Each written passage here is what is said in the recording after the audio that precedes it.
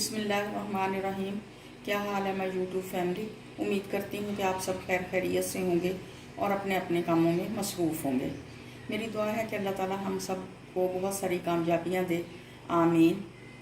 आज मैं आपके साथ जो रेसिपी शेयर करूँगी, ये शेयर मैं कर ली थी, मैंने वीडियो बना ली थी, लेकिन पता नहीं इतनी खूबसूरत वीडियो बनने के बाद वो डिलीट कैसे हो गई मेरे से।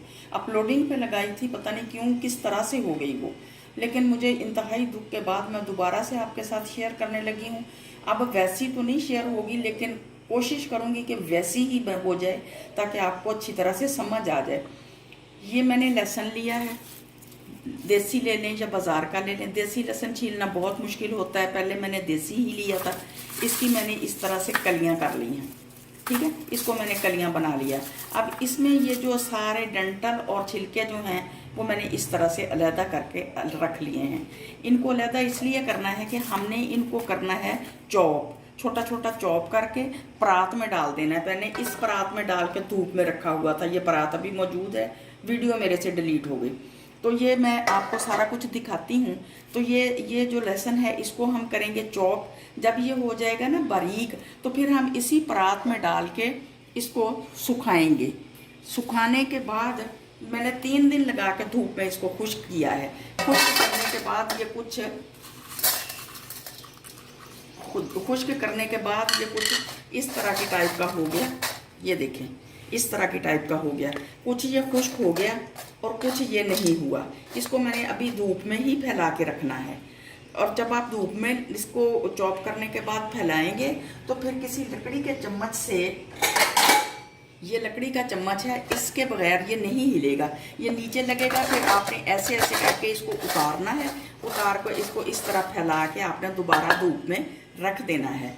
ये अच्छी तरह इसमें जितने भी छिलकों समेत हमने इसको चॉप करना है। और उसके बाद हम इसको जब यूं यूं मसलते हैं ना, एक एक छिलका इसमें से अलहदा हो जाता है।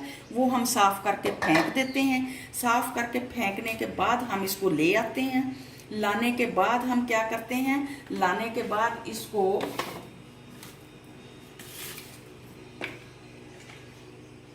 जब ये आप खुश्क हो जाएंगी धूप में, तो फिर हमने इसको पीसने वाली मशीन से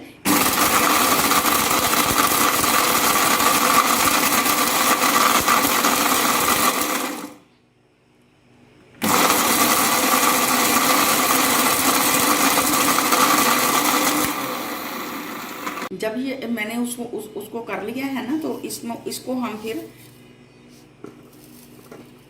इस तरह इसको इस स्ट्रेनर की मदद से इस तरह इसको छान लेंगे। छान के इसको बारीक पाउडर जो है वो अलहदा कर लेंगे। और जो मोटा है दरदरा सा, इसको हम दोबारा उसी में डाल के तो दोबारा इसको जो है वो बारीक करेंगे। ये देखें, ये इस तरह का पाउडर हमें चाहिए, इस फॉर्म में चाहिए।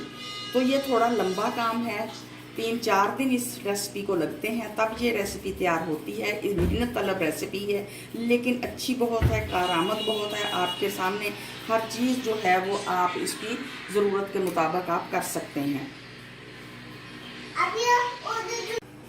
ये देखें, ये लहसुन से मैंने वो कलियां बनाई थी। कलियों को मैंने दरदरा सा ग्राइंड किया। ग्राइंड करने के बाद मैंने परात में फैलाया।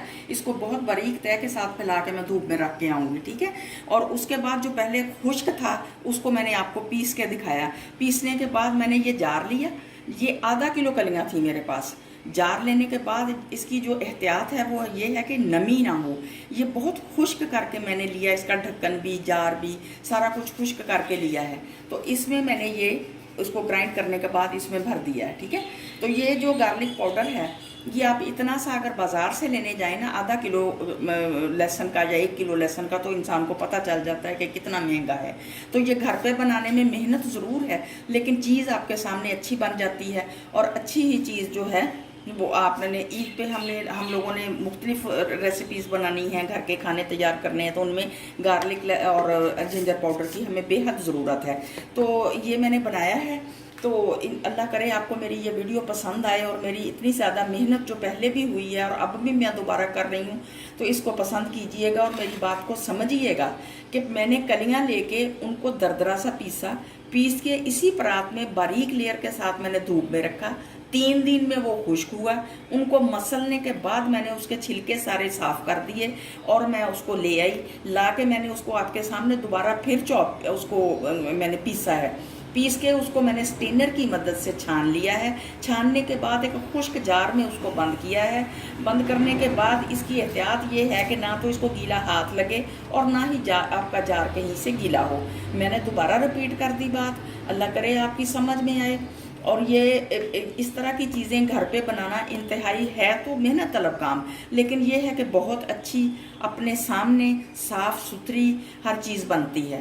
तो ये इसका जो पाउडर बाज़ार से अगर कोई भी हम चीज़ ख़रीदते हैं तो डबल पैसों में हमें मिलती है, तो वो नहीं हम ख़रीदेंगे, हम अपने घर में ही तैयार करेंगे। एक तो उसकी रेसिपी देंगे ताकि दूसरे लोग भी उससे मुस्तफ़ीद हो सकें, दूसरा ये कि अपनी चीज़ को खुद तैयार करेंगे। तो ये इस तरह कुछ मैंने ये रेसिपी दी है, अल्लाह करे कि आपको समझ आ जाए और ये मेरी रेसिपी आपको पसंद भी आए। और ये है कि ईद पे हम इससे आराम से सुकून से लहसुन छीलने के झंझट से भी बच जाएंगे। तो मेरे लिए भी दुआ कीजिएगा, मैं भी आपके लिए दुआ करूँ कि अल्लाह ताला हमें बहुत सारी कामयाबियों से नवाजिए। आप लोगों की चाहतों का, मोहब्बतों का और आप लोगों की दुआओं का बेहद शुक्रिया। इसी के साथ ही अगर पसंद आई है तो आप मेरे चैनल वर्दा फूडीज़ पे आइए, सब्सक्राइब कीजिए, लाइक कीजिए और गिफ्ट ज़रूर कीजिए ताकि मेरी हौसला अफजाई हो। और इसी के साथ ही मैं आपसे इजाज़त चाहूँगी। अल्लाह हाफिज़।